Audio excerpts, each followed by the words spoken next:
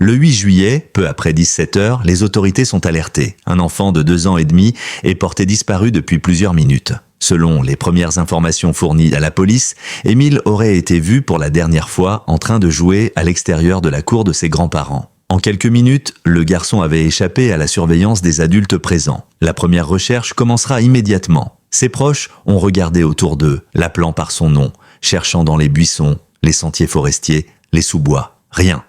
Il n'y avait aucune trace du garçon. Pas de vêtements, pas de chaussures, pas de pleurs, pas un seul jouet errant. C'était comme si le vent l'avait emporté. Les secours ont été rapidement mobilisés. Police, pompiers, maîtres chiens, hélicoptères. Pendant plusieurs jours, la zone a été fouillée en permanence.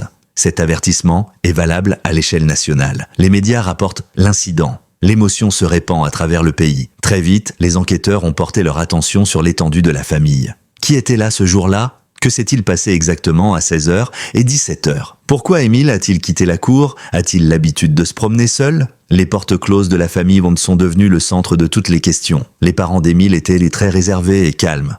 Leur douleur semblait indescriptible. Ils étaient très religieux, apparemment solennels mais réservés. L'enquête a révélé qu'il s'agissait d'un environnement familial strict, imprégné de valeurs religieuses conservatrices. Cette dimension, longtemps négligée, réapparaîtra plus fortement dans les phases ultérieures de l'événement. Des doutes ont commencé à surgir, mais rien ne permet encore de penser qu'une hypothèse soit préférée à l'autre. Est-ce un accident dissimulé ? Un enlèvement extérieur ? Une évasion impossible ? Le mystère s'épaissit. L'une des premières pistes de recherche portait sur un accident tragique survenu sous les yeux d'un adulte paniqué. Un enfant aurait pu renverser Émile. Les adultes ont peut-être réagi par peur et choisi de cacher le corps. Cette hypothèse pourrait expliquer pourquoi il n'y a eu ni cri, ni lutte, ni trace. Mais cela pose un scénario improbable. Quelqu'un cacherait un corps dans un endroit aussi hostile, sans être détecté, sans laisser de traces biologiques derrière lui. Pour vérifier ces informations, les enquêteurs examinent les chronologies, les distances de marche possibles, les zones d'observation et les itinéraires possibles.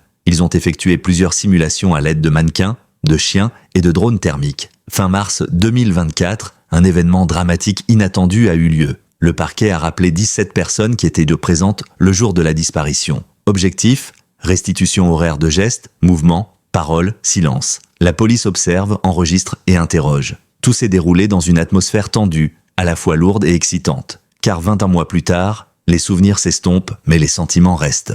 Les yeux qui s'enfuient. Certains mots ont changé. Cette régénération est un choc électrique. Et 2 jours plus tard, un randonneur découvre dans les bois un crâne. Très rapidement, les analyses ADN ont confirmé qu'il s'agissait de la petite fille Émile. C'est le tournant. L'enquête, qui reposait jusqu'alors sur l'incertitude, allait devenir criminelle, parce que le crâne était clairement fracturé. Un coup dur porté par un tiers. L'enfant a été tué. Plus inquiétant encore, les experts ont révélé que les corps n'étaient plus là depuis l'été 2023. Les squelettes n'avaient été déplacés que récemment, peut-être même des jours précédents. En avril 2024, lors d'une conférence de presse très attendue, le procureur d'Aix-en-Provence, Jean-Luc Blachon, prononçait les mots que tout le pays redoutait. C'est un meurtre. L'affaire prend une nouvelle tournure. Nous recherchons maintenant le coupable, un ou plusieurs. Et surtout, on essaie de comprendre pourquoi as-tu bougé le corps ? Pourquoi la veille de Pâques ? Quels messages, quels rituels et quelle panique sont véhiculés ici ? La justice tentera de répondre à ces questions. Mais une autre théorie, bien plus inquiétante, émerge aujourd'hui. Il s'agirait d'un coup monté, délibéré et planifié. Un par un, les membres proches de la famille ont été convoqués. 4 d'entre eux, les grands-parents ainsi que 2 enfants présents ce jour-là, ont été brièvement détenus. Ils ont été libérés sans inculpation. Mais pour l'accusation, la possibilité d'une implication de la famille n'est pas exclue. L'enquête se concentre sur le cercle rapproché. À ce stade, nous n'écartons aucune hypothèse, a confirmé le procureur Blachon. Une atmosphère de suspicion se répandait dans le village.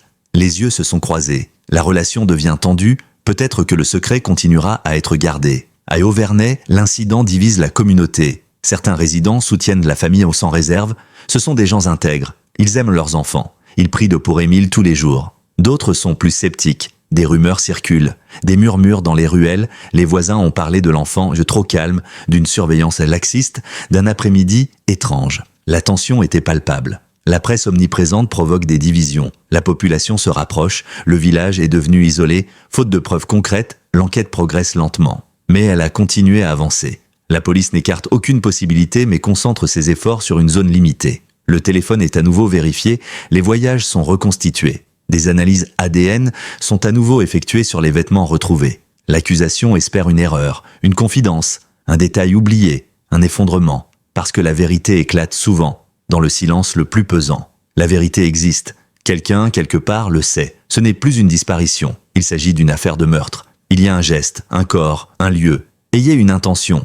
Et c'est certainement un secret. Ce secret est-il gardé par peur, pour la loyauté, par amour, à cause de la honte? Peut-être qu'un jour, le fardeau deviendra trop lourd. Il y aura des nouvelles qui finiront par s'échapper. Un regard peut trahir, et la lumière pénétrera enfin les murs du Haut-Vernay. L'enquête judiciaire se trouve face à ce mur. Indices matériels, expertise scientifique. Mais il n'y a pas eu d'aveu, pas d'aveu. Il n'y a pas d'échec humain. Mais la justice a besoin de mots, des histoires, des violations. Elle n'est pas toute puissante. Elle ne peut pas forcer son cœur. Alors que faire, espérant qu'un jour, le poids du secret deviendra trop lourd? Laisser parler le regret? La vérité est révélée par hasard ou par nécessité. La justice sait que les crimes les plus odieux sont souvent trahis, non pas par la vérité, mais par le silence. Face au silence, il reste une arme, la mémoire, des proches, des citoyens, des journalistes. Refuser d'oublier, c'est refuser d'être puni. Chaque article, chaque discours, chaque rappel est une forme de protestation. C'est un euphémisme pour dire « Émile n'est pas oublié ». Son nom ne sera pas effacé. Son histoire doit être clarifiée.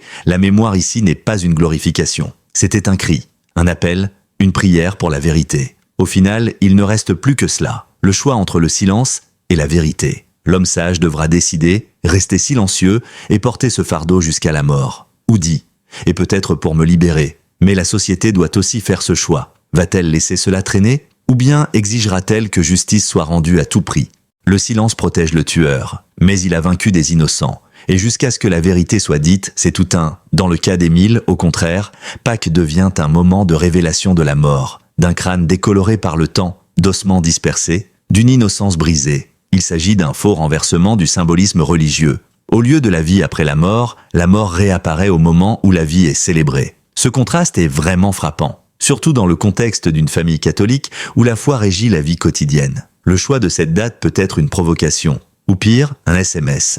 La plupart des crimes le sont accompagnés de dissimulation. Mais ici, il démontre la condition inverse, une scène de lumière. Le corps n'a pas été enterré loin. Pas besoin de s'inquiéter. Il est restitué comme preuve dans un endroit plus accessible à un symbole capital. Cela montre que la cible n'est plus cachée mais peut être présente. Ce changement de définition est fondamental. Cela signifie que quiconque se convertit veut être découvert. Ou au moins pour montrer l'établissement à l'heure choisie. Cela les a rapprochés de l'idée de construire une pièce d'horreur, une performance contemporaine, utilisant la mort comme véhicule pour transmettre un message. Les enquêteurs doivent désormais faire le tri entre ces facteurs déroutants, car si cela pouvait être transféré, cela changerait profondément la conclusion de l'enquête. Le lieu de découverte ne doit pas nécessairement être celui où le crime a été commis.